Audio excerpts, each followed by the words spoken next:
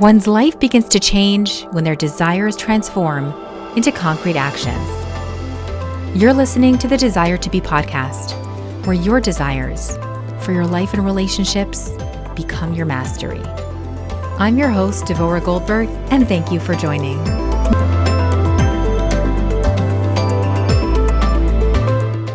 Welcome to today's episode of the Desire to Be podcast. In today's episode, we are mirroring the catastrophic events which took place in Israel on October 7th and what really continues to unravel before us. And bringing on today's guest is really important for me to get a proper perspective on terrorism and how it's playing out in today's world. And therefore, I bring on a very, very prestigious guest, Mrs. Devorah Halberstam.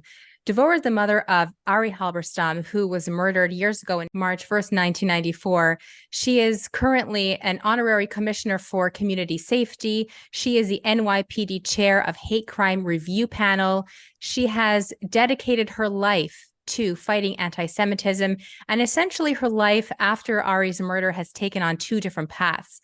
Number one, the building of the Jewish Children's Museum in Brooklyn, New York, which is to honor Ari's memory, as well as getting involved in training law enforcement and being involved in all forms of law enforcement, FBI, NYPD, etc. So Devorah, thank you so much for being here. Sure.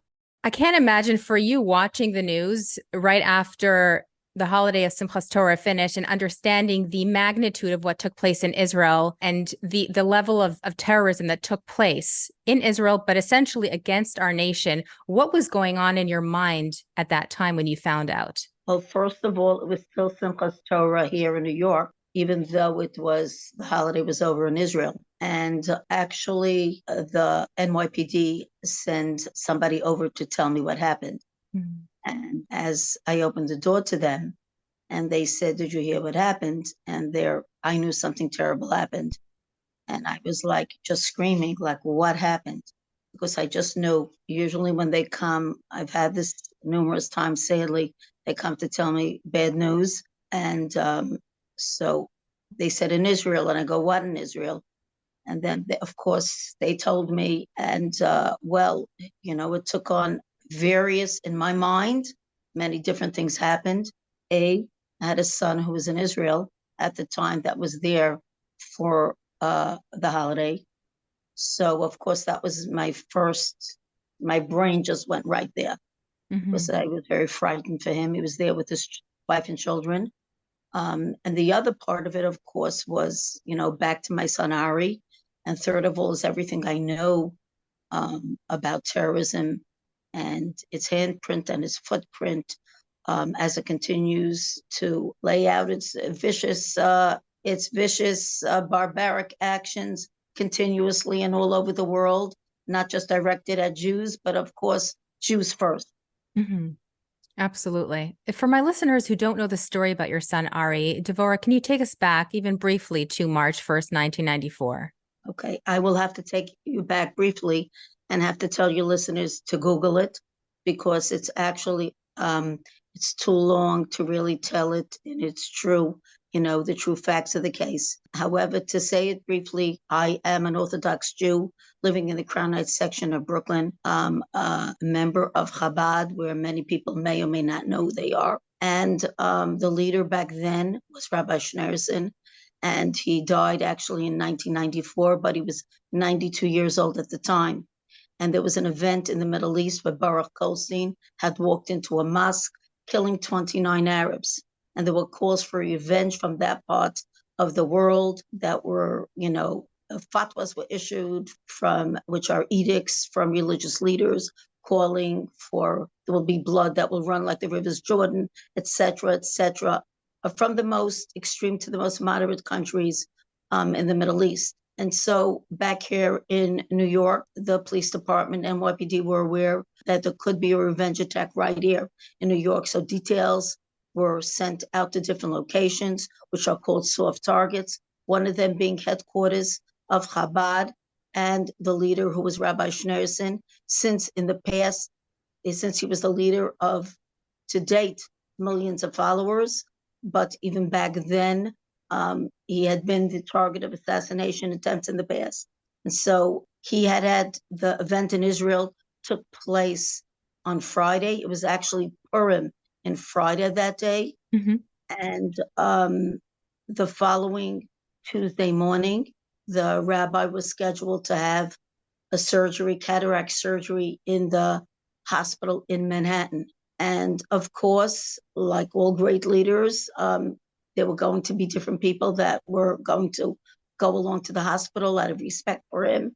And on the way back and following the motorcade, although there was a detail, which is a police vehicle that was following behind the rabbi and was standing outside the synagogue from the Friday event up until that Tuesday morning, and then followed it to Manhattan on the way back. Nobody knew the ETA of the rabbi's vehicle. It was in an ambulance, but he went into the Brooklyn Battery Tunnel, Mm-hmm. which was then closed off by the NYPD. And there were a group of boys, which were students from the school. The oldest was 18, the youngest was my son, Ari. And they were a van load of students that went along. And on the way back, they decided to take the Brooklyn Bridge. Mm-hmm. They were cautioned not to follow the rabbi's vehicle. And as they were waiting on the tip of the Brooklyn Bridge, which today at the ramp, which is a 180-degree ramp, which today is called the Ari Halberstam Memorial Ramp, Rashid Baz was following the rabbi's vehicle, could not get into the tunnel behind the rabbi, swung up around, met the boys at a different entry point to the Brooklyn Bridge, and shot it up with over 40 rounds of ammunition, killing my son Ari. He was brain dead for 5 days. The boy behind him was left brain damage for life. A third boy was shot with the Glock pistol, and he was part of his intestines had to be cut out. A fourth boy had shrapnel, which of course he had to be monitored for many months. And of course, the remainder of the boys were emotionally scarred forever. So that was the beginning of my crusade. And I was like each and every, probably one of your listeners, who didn't know I was raising my children. I didn't even know about criminals, let alone about guns and its implications. Certainly, I was an American girl, fourth generation American, Mm-hmm. did not even understand a lot about terrorism, even a lot about Israel and the map and the geography and the details, and certainly the terrorist organizations that include Hamas, Islamic Jihad, Hezbollah, Black September. I can go on and on and on and on because it's not just one. There are many, many, many of them throughout the country and throughout the world. But slowly, unfortunately, through the trial and through a lot more, I am today considered an expert on terrorism by law enforcement bodies. And I've trained probably to date, lectured to 75% of the NYPD, many Mm-hmm. of the bosses that are in place right now. In addition to the FBI has sent me, I've been keynote speakers to them in Quantico, Virginia, the CIA building in Langley, Virginia, in other parts of the country. I understand what terrorism is. It's not just simple. It's not just a word. And I also wrote the New York State laws on terrorism, and I wrote them. They were introduced before 9/11. That's what is so much more significant about it, and signed into law the week of September 11th.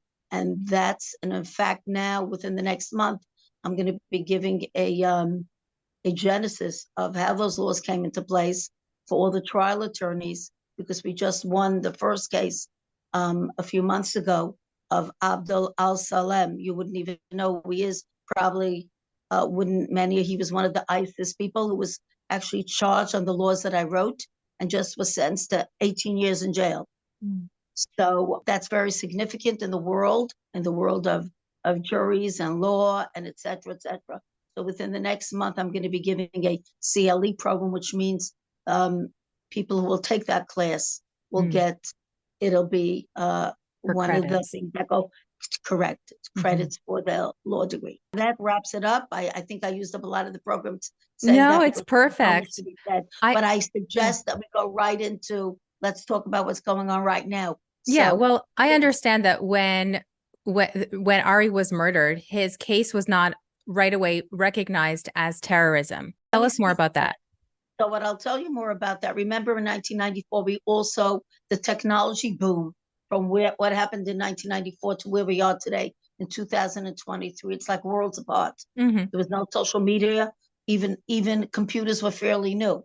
I mean, that is even why today we see presently the attention that's being paid to what is going on in the Middle East as compared to what was going on when America, following 9/11, jumped in and went to a fight for 20 years in Afghanistan. Because same thing, we didn't have social media in when 9/11 took place. Mm-hmm. And that's probably the major difference between the two. So back in 1994, not only did our country understand what terrorism was, it was on nobody's radar screen. When you use the word, it was just a word in the dictionary. I started off at literally a blank sheet of paper. I can't even explain to your audience or to you enough.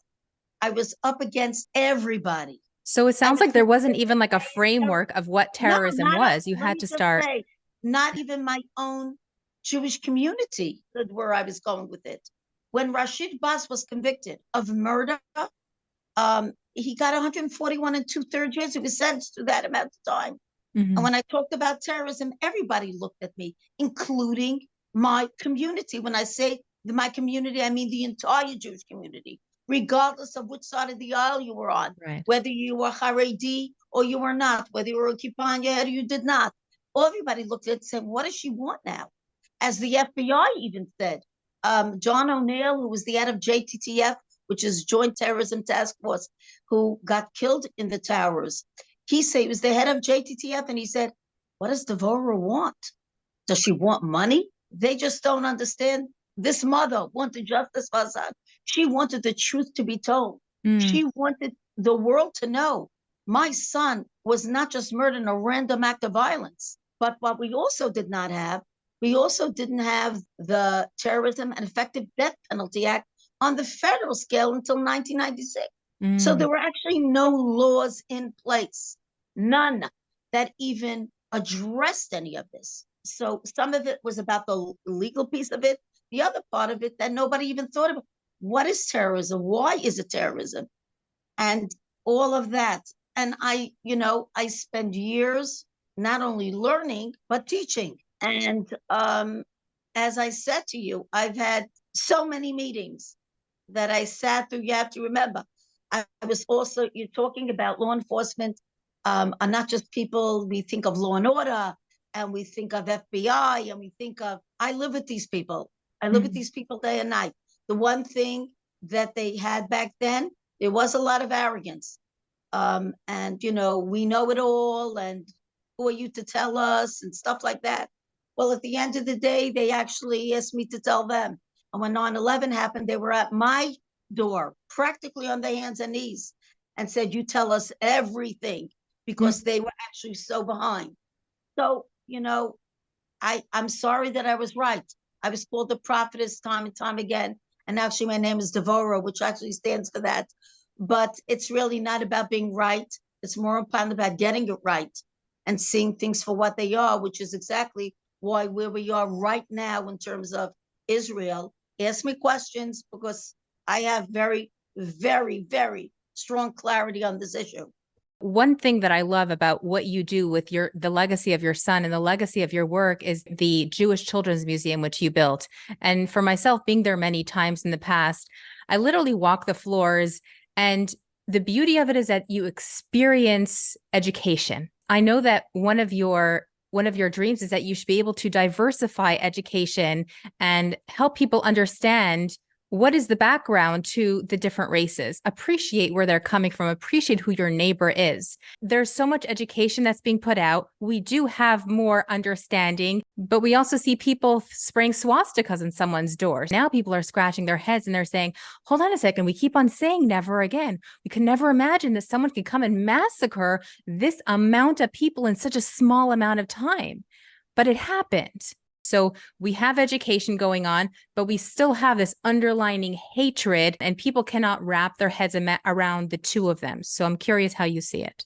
Well, the dichotomy with Israel is, and that's where the overlap, or that's where they merge, meaning the terrorism piece of it and the anti-Semitism piece of it.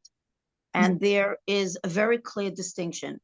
From my perspective, immediately after it happened, I paid very close attention to the Hamas piece of it because my mind is very focused on that.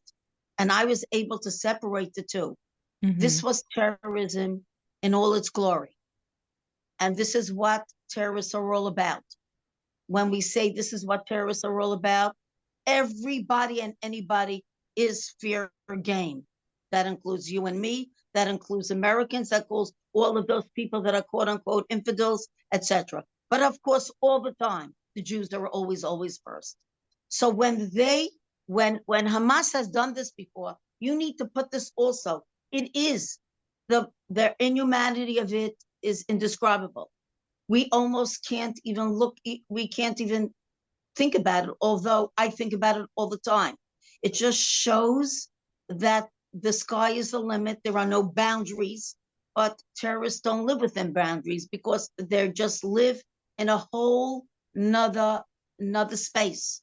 And that goes for all terrorists. We need to put it within the framework of the 1929, the Hebron massacre. That was way before 1948, way before Israel even existed. That's how you know it's anti-Semitism. They walked into people's houses, slashed them, decapitated them, etc. We have to put it within the framework of Daniel Pearl, who was beheaded, but he had to say, I'm a Jew, my mother was a Jew. We have to put it in the framework of the Munich Olympics, which we had all the people. I was alive then. I watched it as it moved while in real time when we saw that. And the world said the games need to continue while they had people hostages that were Israeli hostages and murdered them all. 50 years later, they were apologized, Germany, for what took place back then. So we have to keep on looking. And then when we look at terrorism, we have to look at Mumbai. It's not only about, it was Jews, and not only. We have to look within the framework of Charlie Hebdo attacks that happened in France. We can go on and on and on and on. 9/11, of course. How could I miss that one out? So these are the handprint, the fingerprints of terrorism. So what Hamas did for all intents and for the purposes of this conversation, it is who they are. It is who they are. And clearly, the fact that you see all the countries surrounding Israel that have joined or not joined, when you look and I'm sure I will speak to it before you ask me a specific question, but it fits into the same conversation when you see. So I looked at it as the terrorism piece of it. And then, of course, within not even 2 days, you had the pro-Palestinian rallies all over the country before people even swallowed the horror of what took place. Then you saw that the pictures, of course, of Gazans and people living in Gaza who were being, of course, all the buildings being demolished and everything that Israel had to do in response to it. And then, all of a sudden the story starts spinning and spinning and spinning. It has its own, it's a world of its own. So you need to wonder why. You need to raise the questions. Why aren't people talking about why Egypt is not opening up the Rafah border? Just opening those doors and say, please, my friends, everybody that wants to could leave, not one by one, not first we'll wait 2 weeks, and then after 2 weeks we'll wait another week, and then we'll only let a certain number out, and these amount of people, and you're 151 on the list of the 400 that are going out. Hey, this is your people. The Jewish people in Israel have the law of return, where if any Jew anywhere in the universe since its creation in 1948 could come and they are allowed into the country. But these are my brothers. Every Arab country, as they should. These are their brothers and sisters. Just open up the Rafah border. Everybody, Israel warned them, move over from the north to the south, go through the Rafah border. They didn't let the people out of the Rafah border. And then you have to wonder, Syria's around them, Lebanon's around them. Where are they all? Where are all the wonderful Arab countries that have to care about their own people and say, please, my friend. And they can't use the excuse, please, that they don't want to absorb them, because let's face it, look at New York City. How many we've had? I think about 1 million today who've just come into this country. So, there are many Arab countries surrounding Israel. I mean, if everybody just took a piece of them, there'd be enough of them. So that's where the overlap and where the pieces merge. Yeah. Is it about Israel? Is it about destroying from the river to the sea? Is it about destroying the Jewish people? They're clearly. I have not peeled myself away from the news. I have been either on my phone or very embedded in everything that is going on. And when you follow what is happening, it's also, keep it simple, stupid. It's a lot less complicated. It's not this huge conflict that's going on. There was October 7th, and October 7th had to be, we have to get it's about two things and two things only. The hostages. Nothing to do with the conflict in the region. That's number one. Whatever is going on military-wise from Israel, that's for the country to decide how they should or should not respond. It's not our business to interfere in their response. They're their own sovereign nation. They have a right to decide, you attacked us, we're going to attack you back. Keep it simple, stupid, means as follows. Do you think Israel is so ridiculous and so stupid that they want the wrath of the entire world to come at them and be angry at them because they want to just flatten Gaza? Think about it. Obviously, they're doing it for a reason. Let our people go. Let our people go. We want give us back our hostages. Give us back our hostages. Will we ever destroy terrorists? I've been saying this for decades. I think it is the monster we face in this generation. I don't think in my lifetime I'll ever get to see it. Do I think there's a new wave coming to America? Chris Ray said it last week. I absolutely believe that. Not because I want to be histrionic and hysterical. I've been saying that for a very, very long time. A new wave of what? What are you referring to? Well, it's the same thing that happened before 9/11. And we in America are very complacent. Israel was complacent, a country that had no right to be complacent. But let's look at our own country here. We were complacent after we had, how many people died in Afghanistan? We still found the Taliban said, listen, don't make us democratic. We still want to be who we are. And they even helped send ammunition to Hamas. So you just see, you can't change people for what they want to be. But one thing we learned before 9/11, it isn't out of a vacuum. It didn't happen in a vacuum that 9/11 took place. This was building up. My son's murder was one of those that happened. 1990 was Meir Kahane, and then we had the 93 World Trade. We had the 93 World Trade Center. First one. We had 94, my son's murder. That was absolutely attached to various different mosques that were within the New York City area that were Hamas-based mosques. And sadly, it just went away because there just weren't enough people that were facing the honesty of it until actually the big thing happened at 9/11 and 3,000 people were murdered. But what I'm saying to you is we're in the same place. We in America got complacent, and suddenly this is the clarion call even to our country. Listen, my friend, one thing we've learned, I've repeated this to law enforcement over and over again. We've learned one thing. What happens in one part of the country, in the world, there is always a circular effect that goes around, and it comes full circle. So what do we do? What should our response be, especially people not living in Israel? Well, first of all, and we're Americans. I'm speaking to you, I'm American. First of all, people have to really recognize the reality on the ground. A part of me and yourself, I'm assuming, we're Jews. So we're definitely, when we see all the anti-Semitism targeting at us, I'm shocked at the enormity of the pro-Palestinian rallies. So I rallied. So the way I look at it is, some of them are being paid to be there. Other people are being forced to be out there. You'll stop and ask them what it's about. They can't even answer the question because they themselves don't even know why they're there. If you ask them what happened on October 7th, they'll say which year. They don't even know that it happened a month ago. No, it's actually comical in that part of it. So they're just there because somebody gave them a sign and say, hold it up. It looks good when you can throw a kafia around your head and just, preach to the, and people also have a tendency where we saw even before the Holocaust. If you look in 1939 in Madison Square Garden, 200,000 people went to Madison Square, packed room, where they had George Washington swastikas around, and the American representative of the Nazis was out there speaking. Who were those 200,000 people sitting in the audience that joined it? Crazy. A lot of people just want to be part of something and they just join it. Now, look what happened with the Nazis. They didn't just go after the Jews. They wanted to destroy the entire world, as Hamas wants to change this world into Sharia law and Yes. destroy the universe and make it global. Terrorists are globalists. They're everywhere. They're all over the place. Did we forget what happened in Boston, the marathon bombers? Did we forget what happened last week historically on the West Side Highway on Halloween? I wrote an article to that. Right there, they killed people. A ramming in the thing. And I was in Australia during a ramming in on Christmas time that they wouldn't even call terrorism. I mean, we see it time and time again and again.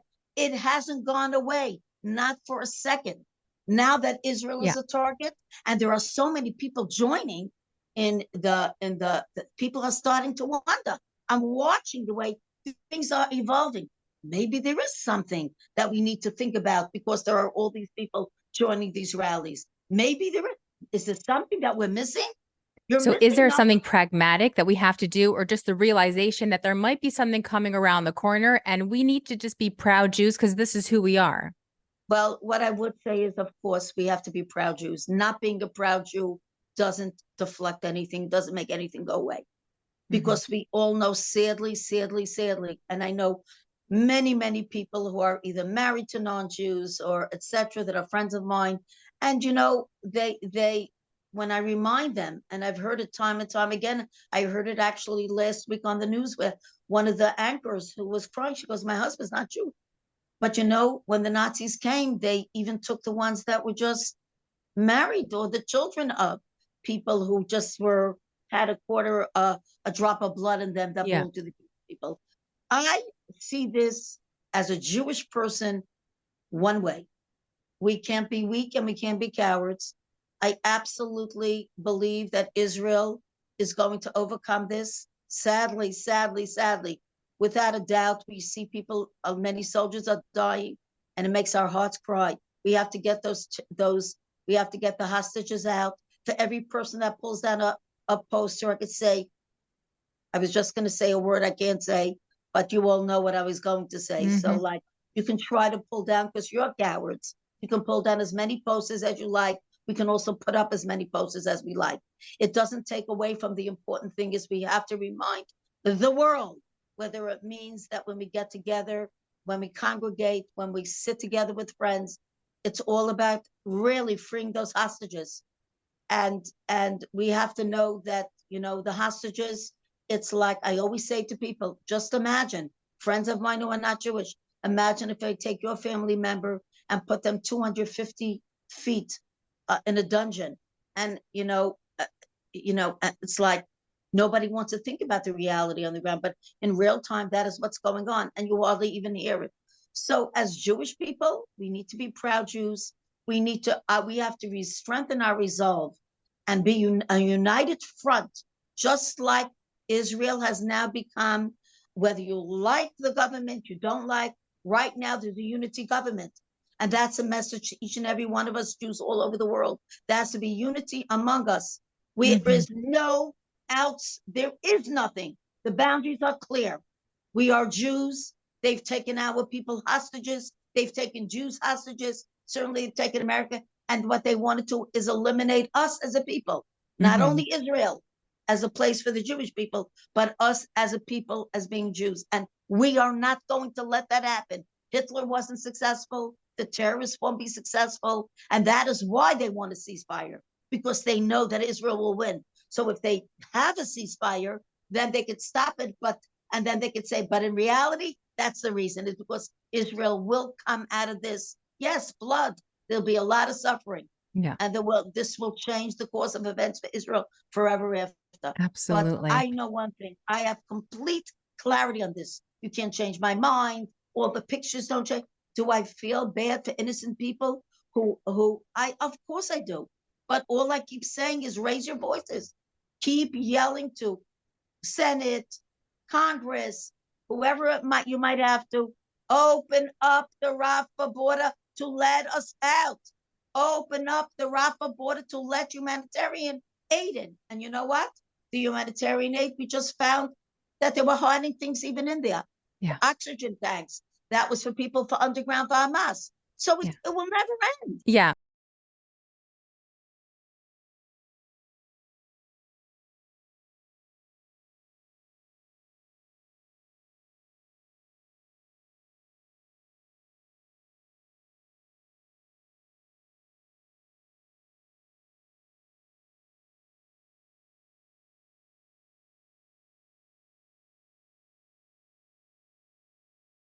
Thank you so much, Devorah, for your insight, for your wisdom. Thank you for imparting this all to my audience. Thank you for showing us how a mother can take the pain that she endured of losing her son to the hands of terrorists and making a legacy, educating others, helping out with our law enforcement, and teaching us some very important lessons. Two very important takeaways that I gleaned from our conversation is number one, terrorism is not the same as a political conversation. This is a conversation about what the terrorists did, how they took the hostages, how they murdered Jews. Our focal point right now should be how we are getting the hostages back. And number two, a note to the Jewish community for moms and dads who are fearing the future of their family, who are fearing the safety of their family, of their children. Terrorism is always going to follow us. There may be a time that we live in which is quiet with regard to terrorism, and there may be times when we live through attacks, and we have lived through many attacks over the years.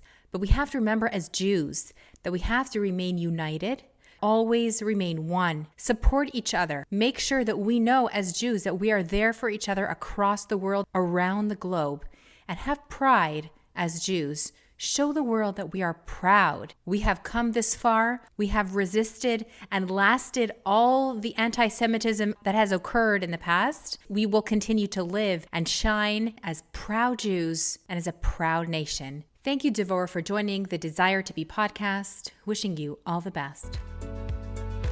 What a great episode. Thank you for being here. I truly, truly appreciate you.